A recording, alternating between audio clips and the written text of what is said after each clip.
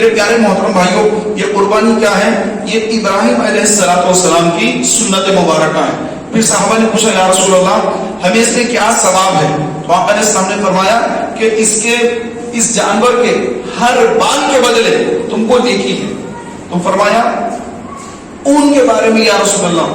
تو آقا علیہ السلام نے فرمایا اون کے ہر بال کے بدلے تمہیں نیکی ہے۔ تو یہ کون سے جانوروں کی قربانی دینا ہے اور کون سے جانوروں کی قربانی جائز نہیں ہے؟ تو اس کے اندر بھی جو ہے آج کل نئے اختلافات شروع ہو گئے، نئے اختلافات شروع ہو گئے، جبکہ شروع سے جو چلا آ رہا تھا تو وہ رسول پاک علیہ السلام کے بعد صحابہ نے کیا، پھر صحابہ سے تابعین نے سیکھا، تابعین سے تبع تابعین نے سیکھا، بزرگان دین نے سیکھا، پھر انہوں نے ہمیں سکھایا۔ لیکن اب یہ 15ویں صدی چل رہی ہے، طرح طرح کے فتنے جنم لے چکے ہیں۔ تو میرے پیارے بھائیوں، ہم مسلک کے اہل سنت و جماعت ہیں، حنفی ہیں، تو ہم چونکہ احناف ہیں، حنفی ہیں اور اہل سنت و جماعت سے ہیں، سنی مسلمان ہیں، تو ہم کو الحمدللہ عز و جل رسول پاک علیہ السلام نے جو تعلیم دی ہے صحابہ کو، تو وہ تعلیم حضرت امام اعظم نے صحابہ سے علم دین سیکھا اور انہوں نے مسائل لکھے۔ تو یہ جو قربانی ہے، تو یہ قربانی کن جانوروں کی دی جا سکتی ہے؟ تو فرمایا گیا بھیڑ یعنی بکری۔ اب بکری کے اندر جو ہے جتنے اس کی ورائٹیز ہیں، جیسے بکرا ہے، بکری ہے، مینڈا ہے، مینڈی ہے، تو یہ مینڈا، مینڈی، کڑگا، جیسے ہم کہتے ہیں کڑگا، الگ الگ قسم کے ہوتے ہیں۔ یہ پالتو جانور جو کڑگا دکھتا ہے اکثر ہمارے گلیوں کے پاس، گھروں کے پاس پھرتے ہیں کڑگا، تو کڑگا، کڑگی، نر مادہ۔ اور اس سے ہٹ کر جو بھیڑ ہوتی ہے، بھیڑ یعنی اس کے اوپر اون ہوتا ہے، گول گول کے بال ہوتے ہیں، اون جو ہوتا ہے وہ، یہ ساری چیزیں جو ہے یہ اسی میں شامل ہے، ان کی قربانی جائز ہے دینا۔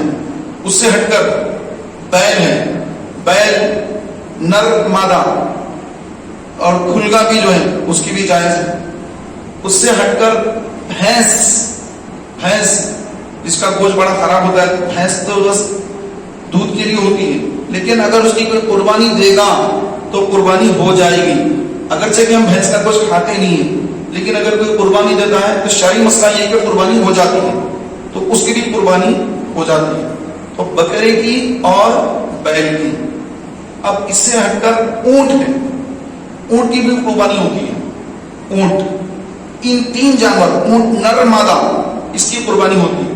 اب اس سے ہٹ کر اگر کوئی بولے کہ نہیں بھائی میں اور دوسرا جانور جیسے گھوڑا ہے، گھوڑا جو ہے پہلے امام اعظم نے گھوڑا کھانا منع فرمایا تھا، کیونکہ مجاہدین گھوڑوں پر سوار ہو کر اللہ کی راہ میں جو ہے لڑتے، مارتے، مرتے، تو اگر گھوڑے اگر لوگ کاٹ کے کھانا شروع کر دیں گے تو گھوڑے کم پڑ جائیں گے، مشکل ہو جائے گی۔ تو امام اعظم ابو حنیفہ رحمۃ اللہ علیہ نے اس دور میں فتویٰ دیا تھا کہ گھوڑے کھانا منع ہے، منع فرما دیا تھا وہ، تو لوگوں نے گھوڑے کھانا چھوڑ دیا۔